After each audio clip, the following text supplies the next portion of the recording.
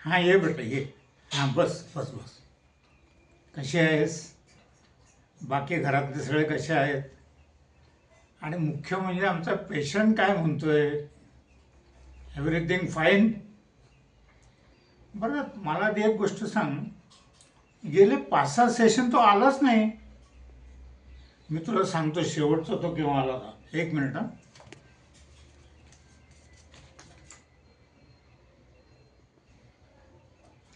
हे बघ मागच्या 30 जूनला तो आला होता. त्याच्यानंतर काय आलाच नाही. So I thought everything is going smooth, everything is going fine. म्हणजे काय कसं काय चाललंय?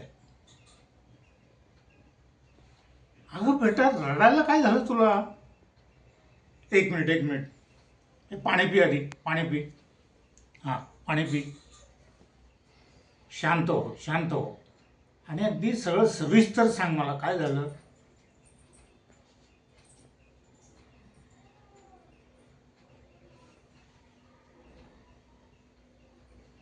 ओके. हां हे केव्हा झालं? 7 तारखेला. बरं. नंतर बरं तो कुठे बाहेर वगैरे गेला होता का मित्रांच्या मध्ये वगैरे कुठे? नाही घरीच होता. बरं.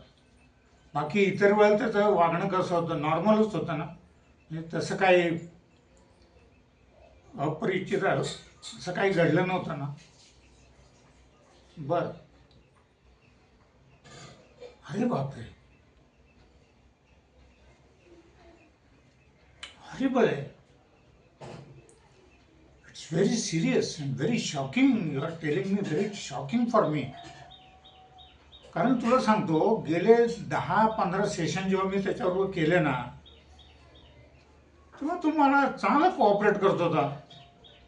Everything was going very smooth. चांगलं माझ्याशी बोलत होता, चांगला रिस्पॉन्स देत होता.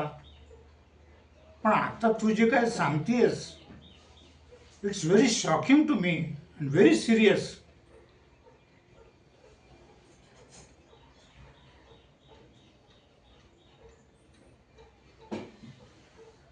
एक मिनिट.